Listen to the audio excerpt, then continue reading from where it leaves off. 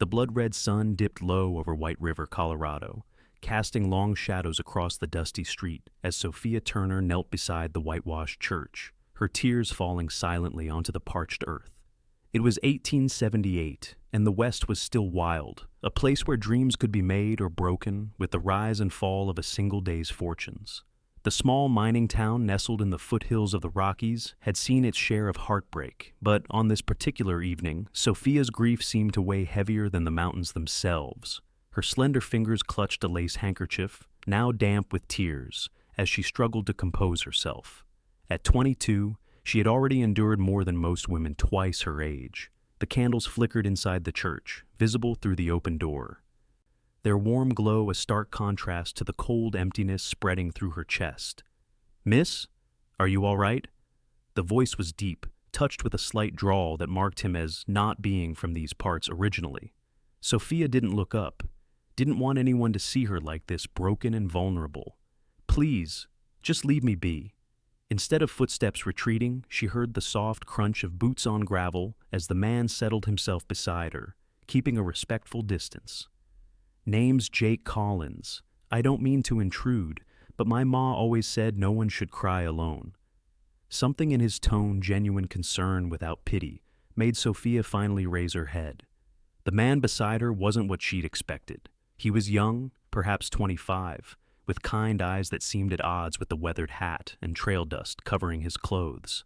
A cowboy, clearly, but there was something gentle about the way he sat, patient and unhurried.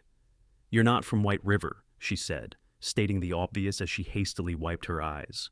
A small smile touched his lips. "Just rode in today.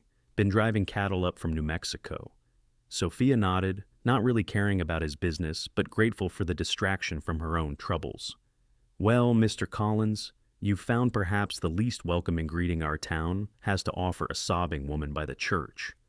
"I've had worse welcomes," he said with a slight shrug, then gestured toward the church.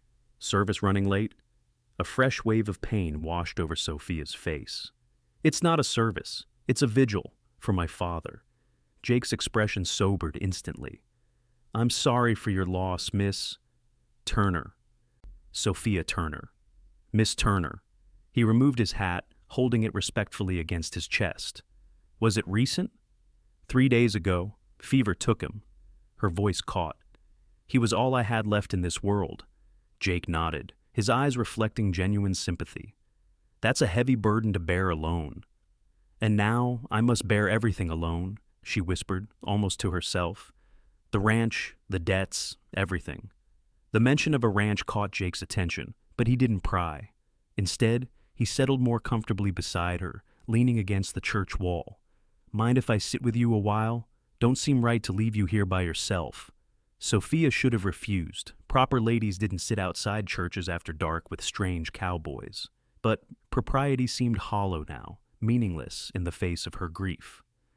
"The candles will burn for hours yet." "Then I've got hours to spare," he said simply. And so they sat in silence as the sky darkened completely, the stars emerging like diamonds scattered across black velvet. Jake didn't press for conversation, didn't offer empty platitudes about her father being in a better place. He just remained beside her, a solid, quiet presence that somehow made the weight of her sorrow a fraction lighter. Inside the church, the candles burned steadily, their light spilling out into the darkness. Father Matthews had arranged them himself, 21 candles for Samuel Turner's 51 years of life. By midnight, they would all be gone, and with them, the official mourning period would end. Tomorrow, Sophia would face the world as the sole owner of the struggling Turner ranch, with creditors already circling like vultures. "My father built that ranch from nothing," she said eventually, breaking the long silence. "Came out here in '59 during the gold rush, but found his fortune in cattle instead. Everyone said he had the magic touch." A bitter laugh escaped her lips. "Until the drought 3 years ago, then the cattle disease last year." Jake nodded, understanding all too well the precarious nature of ranching. "Bad times can break even the strongest operations. The bank gave him extensions, but now—" She shook her head. "With him gone, they'll foreclose within the month." "You got no other family to help?" None. My mother died when I was 16. No siblings. Sophia straightened her back, finding strength from somewhere deep within. But I won't go quietly. That land has Turner blood in every acre. I'll find a way. Jake studied her in the dim light. Despite the tear stains on her cheeks and the obvious exhaustion in her eyes, there was a determination in her posture that commanded respect. This wasn't a woman looking for rescue. This was a fighter backed into a corner. "What kind of shape is the ranch in now?" he asked, professional interest creeping into his voice. "We've got about 50 head left, down from 300. The house and barn are solid. Land's good. We've got water rights to the river." Pride colored her words as she spoke of her home. It could be brought back, with hard work, and she trailed off, the insurmountable obstacle of money hanging unspoken between them. "And cash," Jake finished for her. Sophia's shoulders slumped. "Yes. And that's the one thing I don't have." A comfortable silence fell between them again, punctuated only by the occasional night sounds of the small town, a distant piano from the saloon, the hoot of an owl, the soft nickering of horses at the nearby hitching posts. "Why were you crying out here instead of inside?" Jake finally asked, his voice gentle. Sophia's hands twisted the handkerchief tighter. "Because inside, I have to be strong. For the townspeople, for Father Matthews, for everyone who keeps telling me how sorry they are while already counting my father's possessions in their minds." Bitterness tinged her words. "Out here, I can just be." Jake nodded, understanding completely. He'd learned long ago that grief was a private thing, best worked through away from well-meaning, but smothering sympathies. As the night deepened, Jake shared a little of his own story, how he'd been driving cattle since he was 17, working his way up from simple cowhand to trail boss. He'd saved nearly every penny, dreaming of his own spread someday. He spoke of the open prairie, the stars that guided him on night watches, the satisfaction of delivering a healthy herd to market. His words painted pictures that transported Sophia momentarily away from her grief, allowing her brief respite in tales of thundering cattle drives and campfire meals. There was no artifice in his manner, no attempt to impress, just honest recollections of a life lived under the vast western sky. "What brings you to White River?" she asked eventually. "We're hardly on the main cattle trails." Jake hesitated, then answered truthfully, "I heard there might be opportunity here. Small spread struggling after the bad years, land going cheap." He winced as soon as the words left his mouth, realizing how they might sound to someone in her position. "I'm sorry, that was tactless." To his surprise, Sophia gave a small, sad smile. "It's just business, Mr. Collins. The strong survive out here, the weak get swallowed up. My father understood that better than most." She glanced toward the church door. "The candles are starting to go out." Indeed, several of the flames had already sputtered and died, leaving fewer points of light visible through the doorway. "I should go inside," Sophia said, though she made no move to rise. "Want company?" Jake offered. She hesitated, then shook her head. "Thank you, but no, the final prayers should be private." After a moment, she added, "But I wouldn't mind if you waited. Just out here." Jake nodded, settling back against the church wall. "I'll be right here when you're done." Sophia stood, brushing dust from her black mourning dress before straightening her shoulders and walking with quiet dignity into the church. The door remained open, and Jake could see her kneeling before the altar, her head bowed in prayer. While she was inside, Jake considered what he knew. A decent ranch with water rights, down on its luck, but not beyond saving. A determined young woman who clearly loved the land but lacked the capital to keep it going. And himself, with savings meant for exactly this kind of opportunity, but no desire to take advantage of someone's misfortune. One by one, the remaining candles flickered out inside the church. As the last one sputtered and died, Sophia emerged. Her face tear-streaked but composed. She looked somehow both younger and older in that moment, vulnerable yet resolute. "It's done," she said simply. Jake stood dusting off his pants. "Can I walk you home?" "I have my father's wagon." She hesitated. "But I wouldn't mind the company for the ride, if you'd care to join me. The ranch is about 3 miles out of town." The invitation surprised him, but he didn't hesitate. "I'd be honored." They walked in silence to where a weathered farm wagon was hitched outside the general store.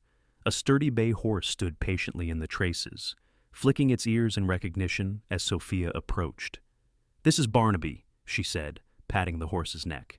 "He's getting on in years, but he's as reliable as they come."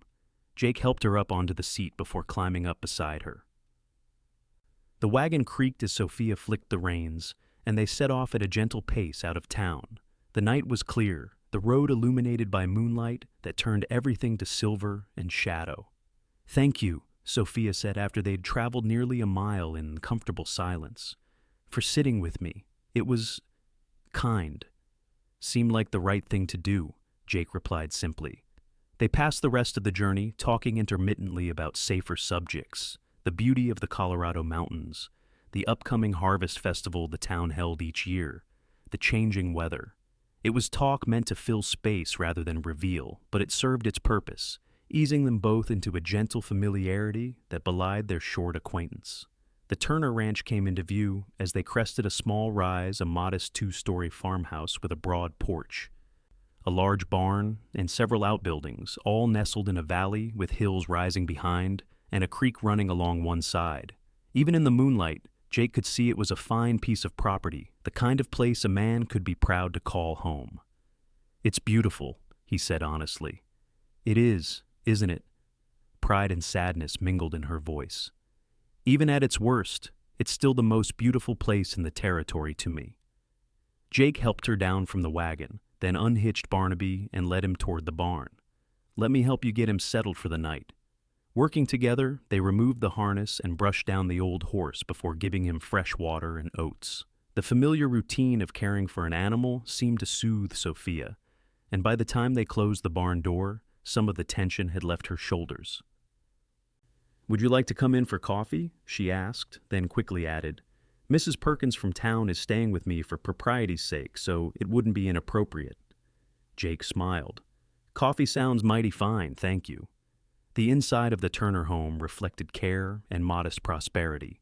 The furnishings were well made, but not extravagant. The floors swept clean, and family photographs adorned the walls. A plump older woman dozed in a rocking chair by the stove, jerking awake as they entered. "Oh, Miss Sophia, you're back." She eyed Jake with open curiosity. "Mrs. Perkins, this is Mr. Collins. He was kind enough to keep me company at the church and escort me home. Mr. Collins, Mrs. Perkins, our neighbor from town." Mrs. Perkins' suspicious expression softened slightly at this explanation. "Well, that was decent of you, sir. The road can be dangerous for a woman alone, especially these days with those Harker boys causing trouble around the county." Jake nodded politely. "Madam, I've offered Mr. Collins some coffee before he heads back to town," Sophia explained, moving to the stove. "At this hour? Nonsense. It's nearly midnight." Mrs. Perkins clucked her tongue. "The man can take the spare room and ride back in the morning. Not safe on those roads after dark, what with coyotes spooking the horses and holes a man could break a leg in." Sophia looked uncertain. "I wouldn't want to impose—" "It's no imposition if I'm offering," Mrs. Perkins insisted. "Besides, I wouldn't sleep a wink worrying about sending someone out on those roads this time of night." Jake looked to Sophia, leaving the decision to her. After a moment's consideration, she nodded. "Mrs. Perkins is right. You're welcome to the spare room, Mr. Collins. It's the least I can offer in return for your kindness today." And so, Jake found himself sitting at the Turner family table, a steaming cup of coffee before him, while Sophia prepared the spare room. Mrs. Perkins, evidently deciding he wasn't an immediate threat, resumed her dozing by the stove. When Sophia returned, she took the seat across from him, warming her hands around her own coffee cup. In the lamplight, he could see details he'd missed in the darkness outside, the delicate curve of her jaw, the intelligence in her hazel eyes, the few strands of honey-colored hair that had escaped her severe morning bun. "I've been thinking," Jake said carefully, "about your ranch situation." Sophia tensed slightly. "What about it?" "I might have a proposition for you." "A business arrangement, nothing more." She raised an eyebrow, caution evident in her expression. "I'm listening." "I came to this area looking to buy land, it's true, but what I really want is a working ranch, not just property." Jake leaned forward, his voice low so as not to disturb Mrs. Perkins. "What if, instead of buying outright, I invested in your operation? Became a partner, not an owner?" Sophia's eyes narrowed. Why would you do that? You don't know me, or this ranch. I know good land when I see it, even by moonlight. I know water rights in this territory are worth their weight in gold. And I know that 50 healthy cattle can become 100 by next season with proper management. He met her gaze directly. I also know that determination like yours can't be bought at any price, and that's worth more than all the rest combined.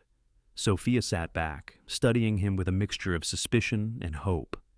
What exactly are you proposing? I put up enough cash to clear your debts and provide operating capital. We run the place together, you with your knowledge of the land and local conditions, me with my experience in cattle. We split the profits 50-50. And the ownership of the ranch itself? Jake shrugged. Stays in your name for now. If things work out, maybe we formalize the partnership down the road. If they don't, I walk away with nothing but whatever profits we've managed to generate. Sophia's fingers tapped thoughtfully against her coffee cup. That's a considerable risk for you. Life's full of risks. Calculated ones are worth taking. He smiled slightly. Besides, I've got a good feeling about this place. You've seen it only in darkness, she pointed out. Sometimes that's when you see most clearly. His expression grew serious. I'm not offering charity, Miss Turner. I'm offering a business partnership that I believe could benefit us both. You can take time to think about it. Sophia was silent for a long moment, weighing his words against her limited options. Finally, she said, I'll show you the ranch properly tomorrow, in daylight. Then we can discuss this further. Jake nodded, satisfied. That seems fair. They finished their coffee in companionable silence, each lost in their own thoughts about what the morning might bring. As Sophia showed him to the spare room, a simple but clean space that smelled of lavender and sunshine, their hands brushed briefly, sending an unexpected warmth through Jake's chest. Thank you, she said softly, standing in the doorway. Not just for the business proposition, but for sitting with me at the church. It meant more than you know. Before he could respond, she had turned and disappeared down the hallway, leaving Jake to wonder at the strange twists of fate that had brought him to White River and the church where Sophia Turner wept, beside flickering candles that burned into the night. Morning came, with the soft chorus of bird song and golden sunlight streaming through the simple curtains of the spare room. Jake woke early, as was his habit from years on the trail, and found the house already active.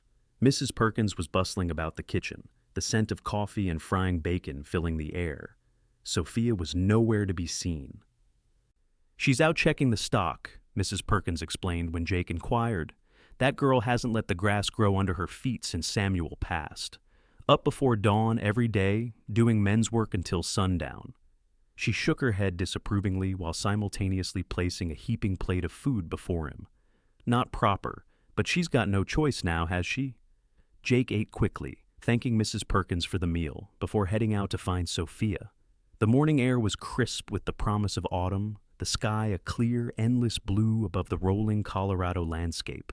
In daylight, the Turner Ranch revealed itself more fully, a handsome property nestled against forested foothills, with a creek cutting across one corner of the pasture land.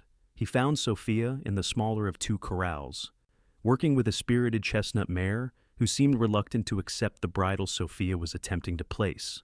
Need a hand? He called from the fence. Sophia glanced over, a strand of hair falling across her face. She was dressed practically in a simple blouse and split riding skirt, her mourning black evidently set aside for the practicalities of ranch work. I've got it, she replied, turning her attention back to the horse. Penny here just likes to pretend she doesn't remember her training every few weeks.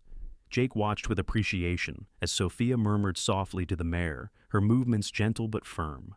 After another minute of gentle coaxing, the horse accepted the bit, and Sophia smiled triumphantly. There's a good girl, she praised, stroking the mare's neck before leading her from the corral.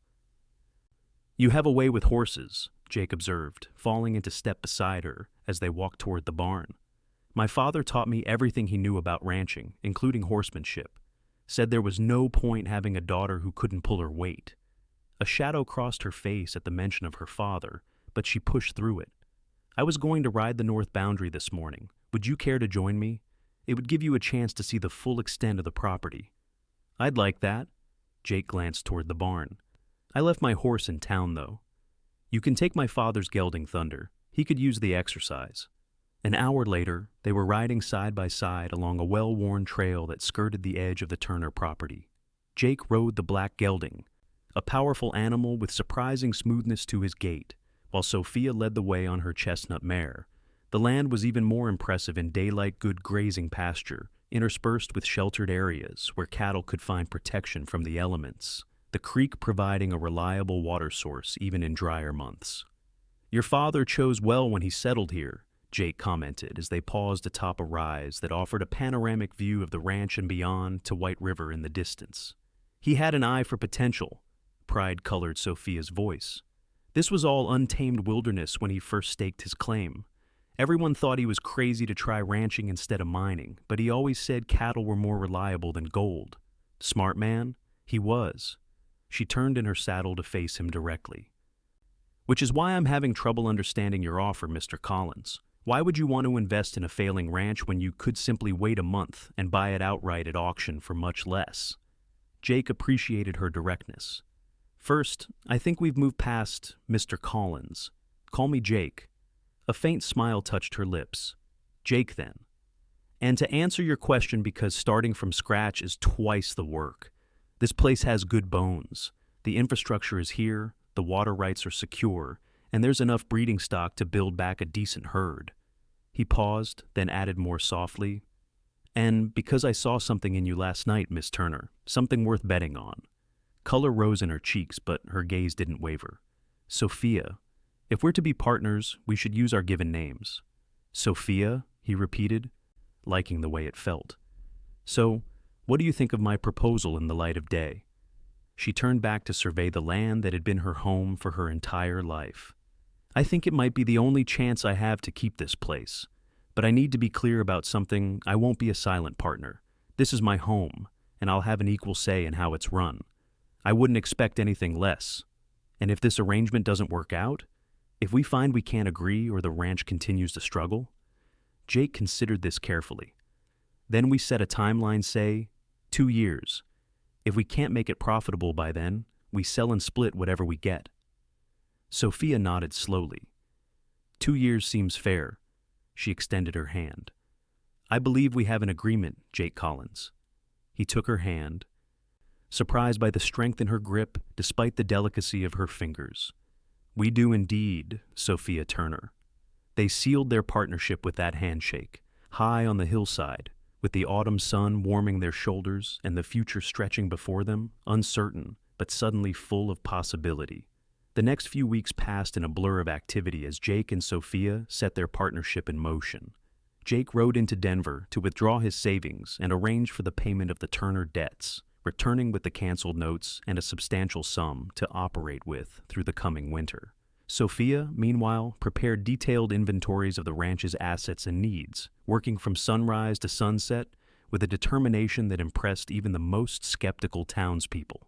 Word of their arrangement spread quickly through White River, met with reactions ranging from approval to outright suspicion. Many viewed Jake as either a fool or a saint for investing in what they considered a doomed enterprise. Others, particularly the young unmarried men of the town, eyed him with resentment for gaining such proximity to Sophia, who had been considered one of White River's most eligible young women despite her father's financial troubles. "People are talking," Mrs. Perkins informed Sophia one evening as they prepared dinner.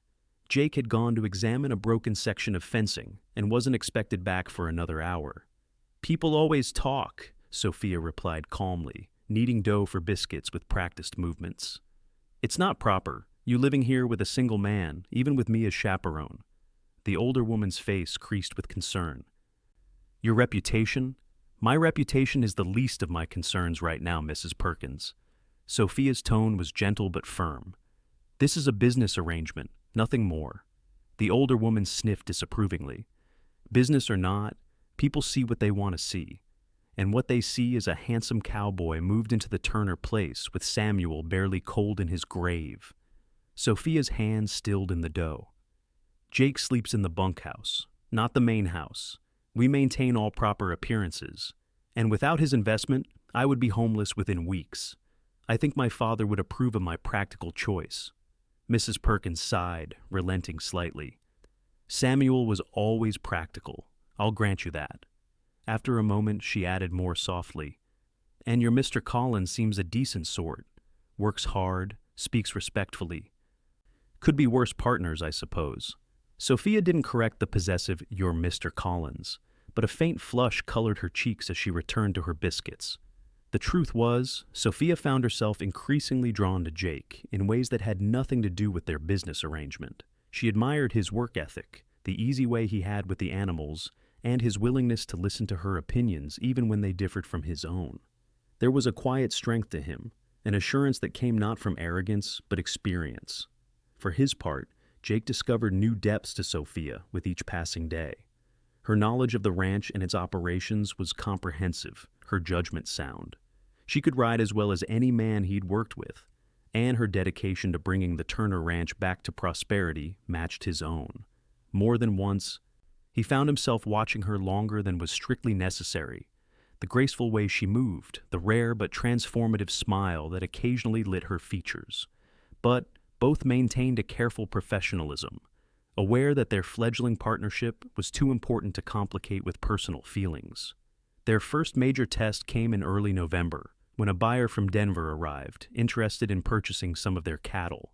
"He's offering well below market value," Sophia argued, her voice low but intense as they discussed the offer in the barn, away from the buyer who waited at the house. "We should hold out for a better price." Jake ran a hand through his hair, conflicted. Cash in hand now means security through winter. Prices might drop further before spring. Or they might rise. The mining operations up north are expanding, and they'll need beef. Sophia stood her ground. "My father always said the key to ranching was knowing when to hold and when to sell. This is a holding time." Jake studied her for a long moment, weighing her words against his own instincts. Finally, he nodded. "All right, we hold. But we'll need to be extra careful with our winter expenses." Relief and gratitude flashed across Sophia's face. "Thank you for trusting me on this." That trust was rewarded 2 weeks later when another buyer arrived, offering nearly 20% more than the previous one. The sale provided enough capital to purchase additional hay for the winter and still leave a comfortable operating margin. As December approached, bringing with it the first heavy snows of the season, life on the ranch settled into a rhythm. Jake had fully moved into the bunkhouse, a small but sturdy structure near the barn that had once housed ranch hands during more prosperous times. Mrs. Perkins continued to stay in the main house as Sophia's companion, though she returned to town occasionally to check on her own home. One evening, as a particularly fierce snowstorm howled around the buildings, Jake made his way through the drifts to the main house for dinner. As had become their custom, he stamped the snow from his boots on the porch and knocked before entering. The scene that greeted him was one of simple comfort, the kitchen warm from the cook stove, the smell of stew filling the air, and Sophia at the table, mending a shirt by lamplight. She looked up as he entered, a smile of welcome softening her features. "I was beginning to worry the snow had swallowed you," she said, setting aside her sewing. "Nearly did. It's getting worse out there." Jake moved to the stove, warming his hands. "Where's Mrs. Perkins?" "She left for town yesterday before the storm hit. Her sisters arrived from Denver for a visit." Sophia rose, moving to the stove to check on the stew. "I hope you don't mind, it's just the two of us tonight." The impropriety of the situation wasn't lost on either of them, but the storm made it impossible for Jake to return to the bunkhouse without dinner, and they were, after all, business partners. "Not at all," Jake replied, careful to keep his tone casual. "Something smells mighty good." They ate together at the kitchen table, the howling wind outside making the house's warmth feel all the more precious. Conversation flowed easily between them, touching on ranch matters but also venturing into more personal territory. Childhood memories, hopes for the future, books they'd read. "My mother loved poetry," Sophia said, as they lingered over coffee after the meal was finished. "She used to read Wordsworth and Keats to me at bedtime instead of children's stories. My father thought it impractical, but he never stopped her." Jake smiled. "My ma was partial to Shakespeare. Used to quote him while she hung laundry of all things." "You surprise me, Jake Collins," Sophia said, studying him over the rim of her cup. "A cowboy who knows Shakespeare." "Don't know much," he admitted with a self-deprecating smile. Just bits and pieces that stuck with me. Ma wanted me educated, even if circumstances kept me from much formal schooling. She must be proud of what you've accomplished. A shadow crossed Jake's face. She passed on when I was 16. Influenza? I'm sorry, Sophia said softly, understanding all too well the pain of such loss. It seems we have that in common, building our lives without our parents' guidance. Makes you grow up fast, Jake agreed. But I like to think they're watching somehow, hoping we make them proud. The intimacy of the moment hung between them, deepened by the isolation the storm created, as if they were the only two people in a world gone white and wild. Sophia rose abruptly, breaking the spell. I should check the lamps. We'll need to conserve oil if the storm continues. As she moved around the room, adjusting lamp wicks and checking supplies, Jake watched her with growing awareness of how much she had come to mean to him in the short time they'd known each other. What had begun as a business proposition had evolved into something far more complex, an admiration for her strength, her intelligence, her unwavering commitment to her home. You should stay here tonight, Sophia said suddenly, her back to him as she checked the wood box by the stove. In the spare room, it's not safe to go back to the bunkhouse in this. The propriety of the suggestion was questionable, but the practicality was undeniable. The snow was now falling so heavily that the path to the bunkhouse would be treacherous at best, deadly at worst if he became disoriented in the whiteout conditions. Are you sure? He asked carefully. Sophia turned to face him. Her expression composed, though a faint color tinged her cheeks. It's the sensible thing to do. We're adults and business partners. There's nothing improper about ensuring your safety. Jake nodded slowly.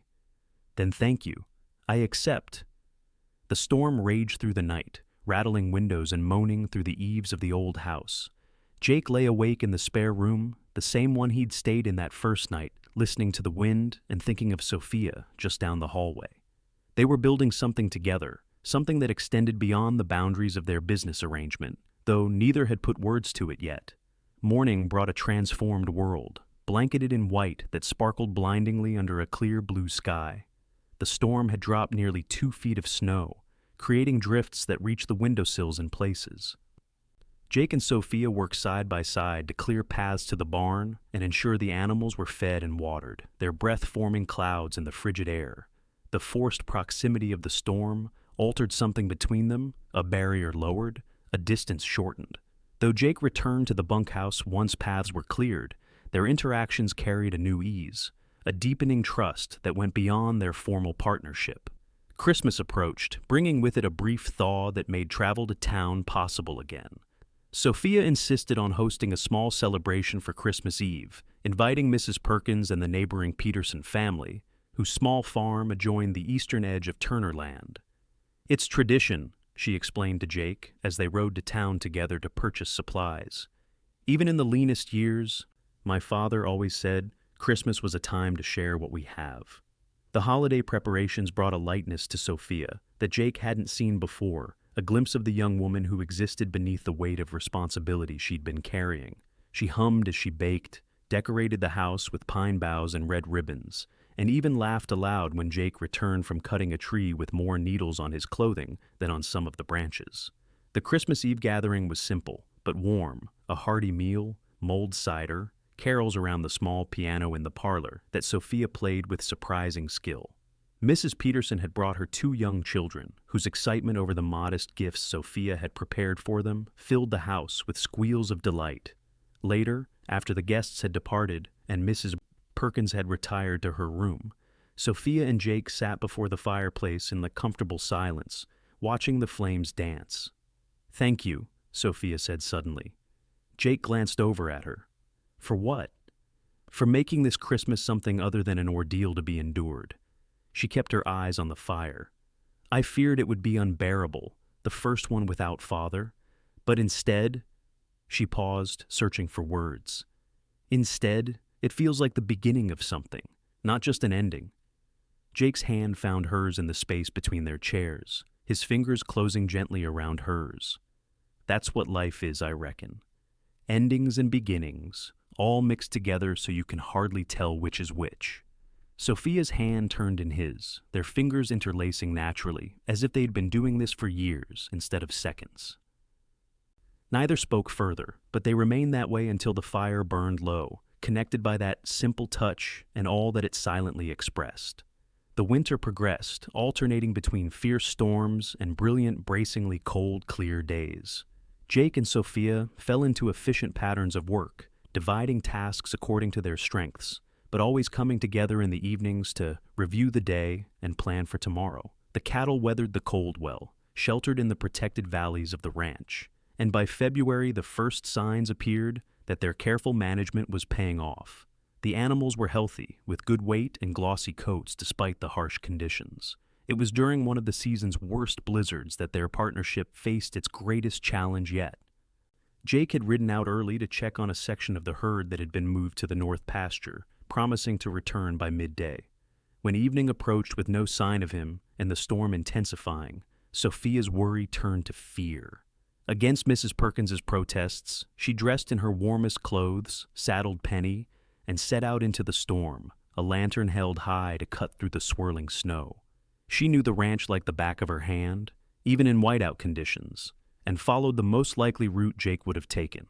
After nearly an hour of difficult riding, she found him, or rather, Penny found Thunder, Jake's horse, sheltering beneath an outcropping of rock. Jake was huddled nearby, conscious but clearly in pain, his leg twisted at an unnatural angle beneath him. "Sophia?" His voice was weak with cold and pain. "You shouldn't be out in this." "Neither should you," she replied, dismounting quickly and rushing to his side. "What happened?" "Thunder stepped in a hidden hole. We both went down. I think my leg's broken." He grimaced as she examined him. "I tried to mount up again, but couldn't manage it. Was hoping to wait out the worst of the storm before trying to crawl back." "You'd have frozen to death first," Sophia said sharply, fear making her tone harsher than intended. "We need to get you home." Through a combination of determination, ingenuity, and Jake's stoic endurance of what must have been excruciating pain, Sophia managed to get him onto Thunder's back. She led both horses slowly through the storm, the lantern light their only guide in the white darkness that enveloped them.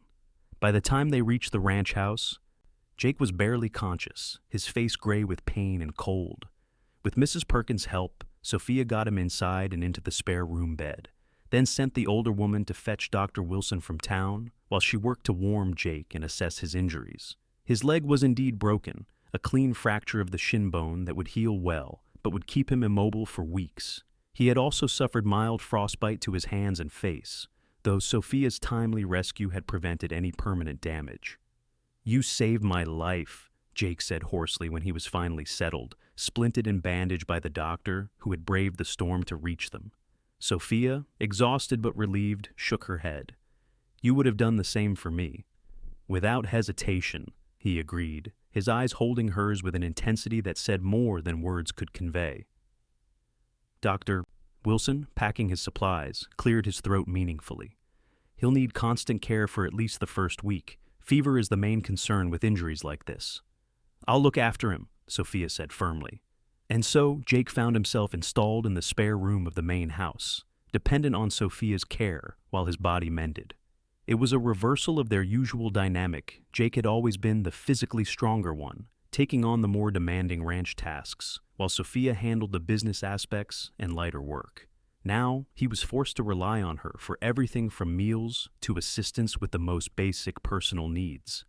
The forced intimacy of the situation might have been awkward, but instead, it deepened the connection between them. Sophia tended to Jake with gentle competence, changing bandages, administering the pain powders Dr. Wilson had left, and reading to him during long evenings when fever and discomfort made sleep elusive. For his part, Jake showed a patience and humility that only increased Sophia's admiration. He never complained, expressed frustration only when he felt he was being a burden, and insisted on continuing to participate in ranch decisions from his sickbed. "The Peterson boy can help with the heavy work," he suggested one evening as Sophia changed his bandages. "He's 16 and strong. We could pay him a fair wage until I'm back on my feet." Sophia nodded, considering. "That's sensible. I'll ride over tomorrow and speak with his parents." As she worked, her fingers gentle but sure, as they rewrapped his splinted leg, Jake watched her face, the concentration in her eyes. The slight furrow between her brows, the wisps of honey-colored hair that had escaped her practical bun. "You're staring," she said without looking up. "Just thinking how fortunate I am," he replied simply. Sophia's hands paused momentarily. "Fortunate to have broken your leg in a blizzard. Fortunate to have found you." His voice was soft but clear. Even before this, I'd been thinking it more and more. Sophia's eyes met his, a flush rising in her cheeks. For a moment it seemed she might speak, but instead, she carefully tied off the bandage and stood. "You should rest. Dr. Wilson says sleep is the best medicine." She left quickly, closing the door behind her, leaving Jake to wonder if he'd spoken too soon, too directly. But that night, after Mrs. Perkins had retired, Sophia returned to his room with a cup of willowbark tea for his pain and sat beside his bed longer than was strictly necessary, talking of inconsequential things until he drifted to sleep with her voice in his ears and hope warming his chest. By the time spring arrived, painting the hills with wildflowers and filling the air with the scent of new growth, Jake was walking again with the aid of a cane. His recovery had progressed well, and though Dr. Wilson cautioned him against returning to full duties too quickly, he was able to oversee much of the ranch work from horseback. The winter's forced proximity had changed things between them, though neither had put definite words to the shift. There was an ease in their interactions now, a natural intimacy built on months of shared work, conversations, and the vulnerability of Jake's convalescence. The ranch, too, was showing signs of revival. The winter calving had gone exceptionally well, with minimal losses despite the harsh weather. The cattle market was strengthening as mining operations expanded throughout Colorado territory, creating demand that promised good prices at the spring sales. It was on a particularly fine April day, with the mountains still snow-capped but the valley vibrant with new green, that Jake and Sophia rode out together to check on a newly born calf reported by young Tom Peterson, who had continued to help around the ranch even after Jake's recovery. They found the calf and its mother in good health, sheltered in a sunny hollow near the creek. After ensuring all was well, they dismounted to rest the horses and enjoy the rare moment of leisure. Sophia spread a small blanket on a patch of grass, and they sat side by side, looking out over the land that was flourishing under their joint care. "We did it," Sophia said, satisfaction evident in her voice. "The ranch is going to make it." Jake nodded, leaning back on his elbows. Was there ever any doubt? She gave him a look that was half exasperation, half amusement. "Every day for months. Don't pretend you didn't have moments of worry, too." "Maybe one or two," he admitted with a smile. After a moment, his expression grew more serious. "What happens now?" Sophia glanced at him questioningly. "What do you mean?" "Our arrangement was to get the ranch back on solid footing. We've done that faster than either of us expected." He sat up, turning to face her directly. "So, what happens now, Sophia?" She looked away, focusing on the distant mountains. "We continue as we have been, I suppose. There's still much to do rebuilding the herd, expanding our market." "That's not what I'm asking, and you know it." The directness of his statement brought her eyes back to his. There was no avoiding the real question that hung between them, not about the ranch, but about them. "Jake, She faltered, then straightened her shoulders. "What do you want to happen?" He reached out, taking her hand in his. "I want to change our partnership." Alarm flashed briefly across her face. "You want to dissolve it?" "No." His voice was gentle but firm. "I want to make it permanent. And not just as business partners." Understanding dawned in her eyes, followed by a complex mixture of emotions, hope, uncertainty, joy, and something that looked almost like fear. I'm asking if you might consider becoming my wife, Sophia Turner." The words came out simply, directly, in the same straightforward manner that characterized everything about Jake. "I've known since that night by the church that you were someone special. Every day since has only confirmed it." Sophia's free hand came up to touch his face, her fingers light against his weather-tanned cheek. "You sat with me while the candles burned out," she said softly. "When I was at my lowest point, you offered kindness without expectation. And I'd do it again, every day for the rest of our lives, if you'll let me." For a long moment, Sophia was silent, her eyes searching his as if looking for any sign of doubt or insincerity. Finding none, a slow smile spread across her face. transforming it with a joy Jake had glimpsed only in fragments before. "Yes," she said finally, her voice strong and sure. "Yes, I will marry you, Jake Collins." He pulled her gently toward him, and their lips met in a kiss that held all the promise of their shared future, tender yet passionate, a culmination of all they'd built together and a beginning of all that was to come. They were married in White River's small church on a perfect day in late May, with wildflowers decorating the altar and sunlight streaming through the simple stained glass windows. Mrs. Perkins wept openly in the front pew, while the Petersons beamed from the row behind. Dr. Wilson and his wife attended, as did the banker who had once been so eager to foreclose on the Turner property, but now tipped his hat respectfully to the couple whose success had proven his predictions wrong. Father Matthews, who had presided over Samuel Turner's funeral vigil, now spoke words of joy and commitment, his aging voice strong with approval as he pronounced them husband and wife. The celebration afterward was held at the ranch, with tables set up in the yard, under trees beginning to leaf out in spring green. Neighbors from miles around came to share in the festivities, bringing food and good wishes for the couple who had defied expectations by bringing the Turner Ranch back from the brink. As the sun began to set, casting long golden rays across the land they both loved, Jake led Sophia away from the crowd to a quiet spot by the creek. "Happy?" he asked, his arms encircling her waist. "More than I ever thought possible." She leaned into him, her head resting against his chest. "A year ago, I thought I'd lost everything. Now," she looked up at him, her eyes bright. "Now I have everything that matters." Jake's hand gently brushed a strand of hair from her face. "Your father would be proud of what you've accomplished here." "What we've accomplished," she corrected him. "This is our ranch now truly, in every way." "Our home," Jake agreed, kissing her forehead gently. "The first of many things we'll build together." As they stood there in the fading light, the sounds of celebration drifting from the distant yard, both thought back to that first night, she crying beside the church, he sitting down beside her until the candles burned out. How strange and wonderful that such a beginning, born in grief and kindness, had led them here to love, to partnership, to a future as vast and promising as the Colorado sky above them. In the years that followed, the Turner Collins Ranch, as it came to be known throughout the county, flourished beyond even their most optimistic predictions. Their partnership and marriage proved as successful as their business arrangement had been, each complementing the other's strengths and supporting through weaknesses.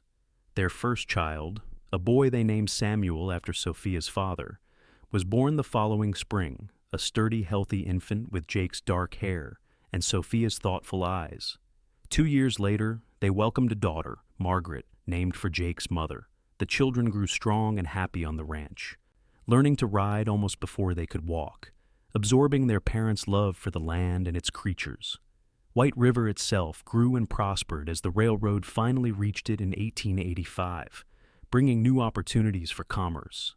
Jake and Sophia expanded their operation to include breeding horses as well as cattle, developing a line known throughout Colorado for intelligence and stamina. Every year on the anniversary of their first meeting, Jake and Sophia would visit the small church in town, lighting candles in memory of those they had lost, but also in celebration of what they had found.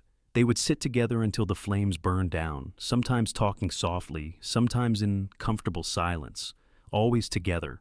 And if anyone in White River ever wondered at the unlikely way their romance had begun, a grieving woman, a kind cowboy, and candles burning through the night, they need only look at the thriving ranch and family the two had built together to understand that some beginnings, no matter how sorrowful, can lead to the most beautiful of outcomes when the right hearts find each other.